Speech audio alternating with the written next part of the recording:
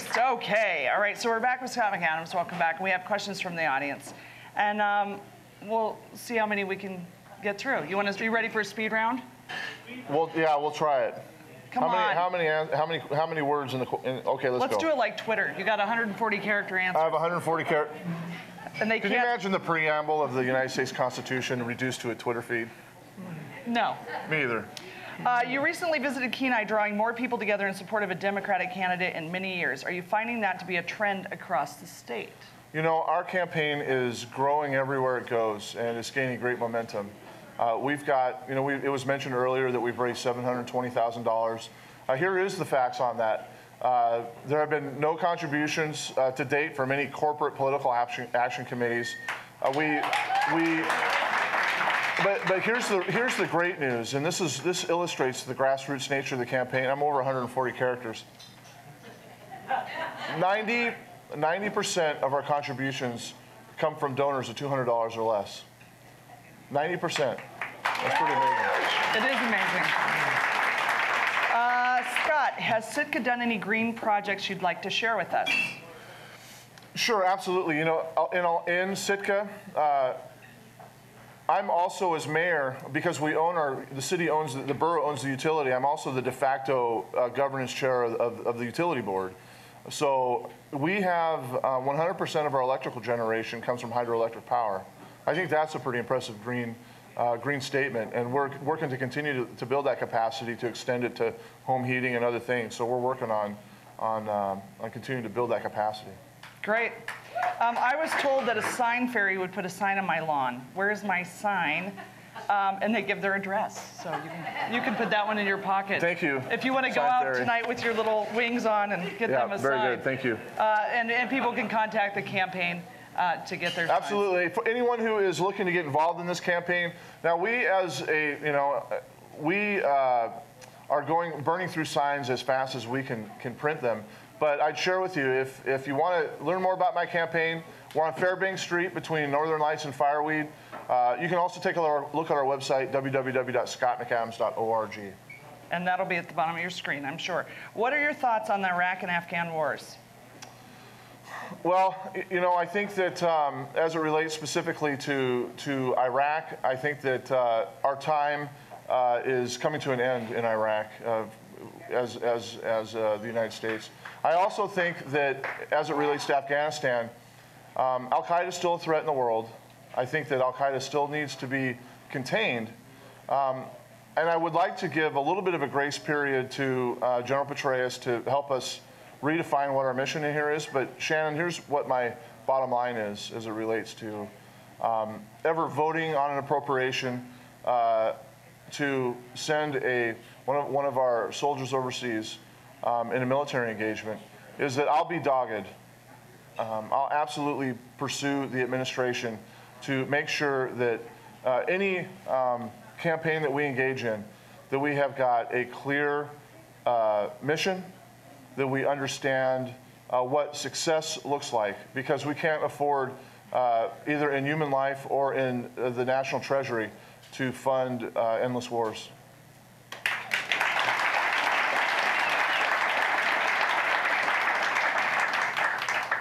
For Scott McAdams, in your time as a fisherman, did you pick up any Norwegian swear words, and if so, which ones? He can't say those.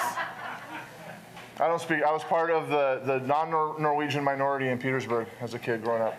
Oh, you're a minority group. Where are you on Don't Ask, Don't Tell?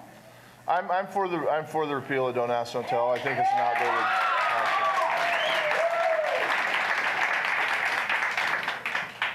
You don't think it's unconstitutional, or it's constitutionally Well, it's not mandated? Yeah.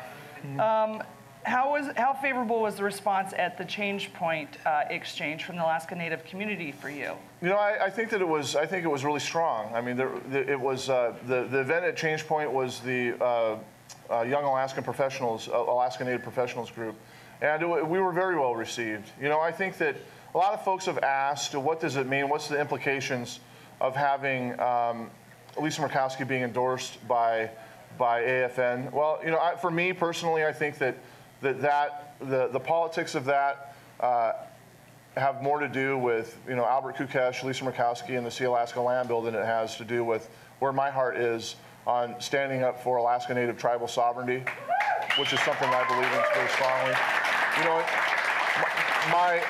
My wife is the tribal recruitment coordinator at the Southeast Alaska Regional Healthcare Consortium. Her job is to make sure that Alaska Native people are reflected in the workforce in the consortium. My kids are citizens of the Sitka Tribe of Alaska, and I expect to do very well in Alaska's villages and rural communities. Excellent. What is your position on project labor agreements, and how do they help provide the most competitive bids on public projects? Gee, I wonder who wrote that.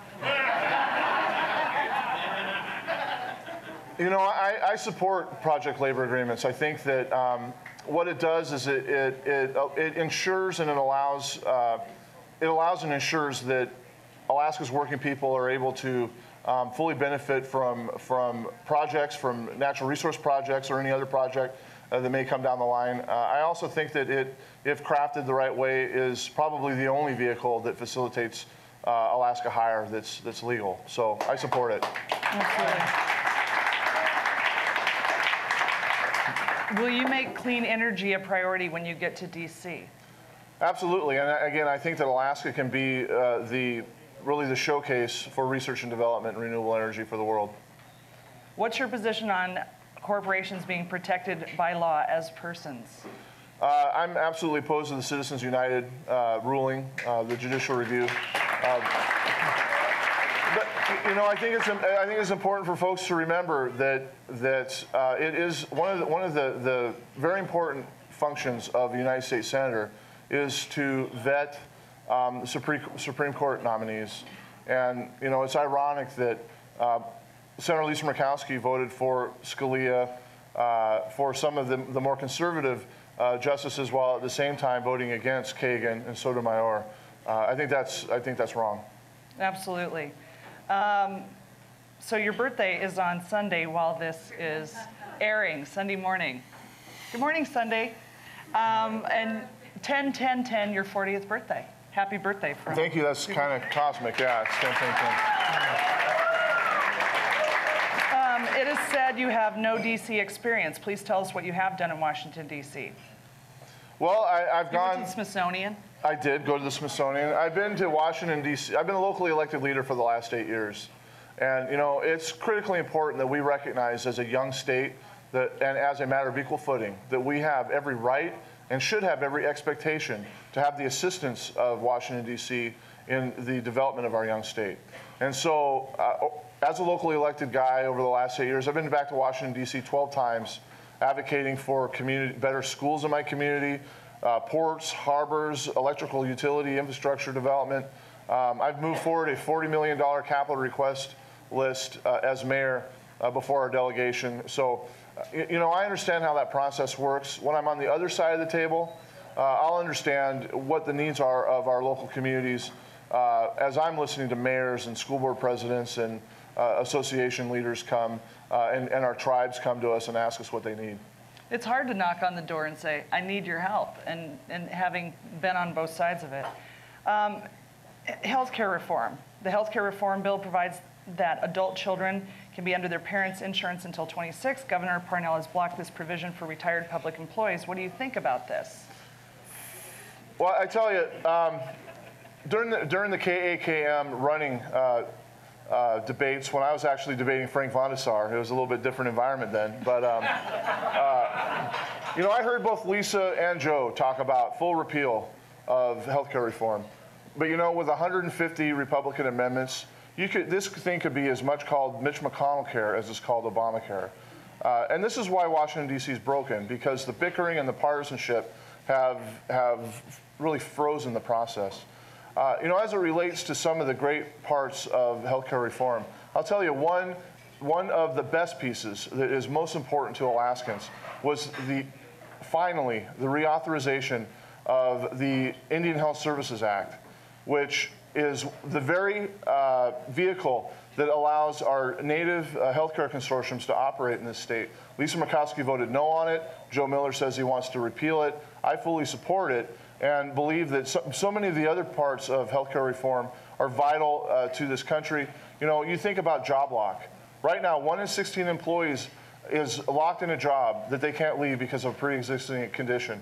Imagine what that does for innovation, for somebody who wants to break out of the mold, somebody who's stuck in a dead-end job who might add greater value to the economy. And wants to go home and yell at his wife. It's a family value. You know, being able to have that affordable health care that you can provide for your family on either side. We're at the end of the show. Thank you. Hey, Shannyn, thanks for having me. It was fun. I'm really glad that you got to come on. We'll have some overtime at shannonmoore.com. And thanks so much for joining us. We'll be back next week with more Up North.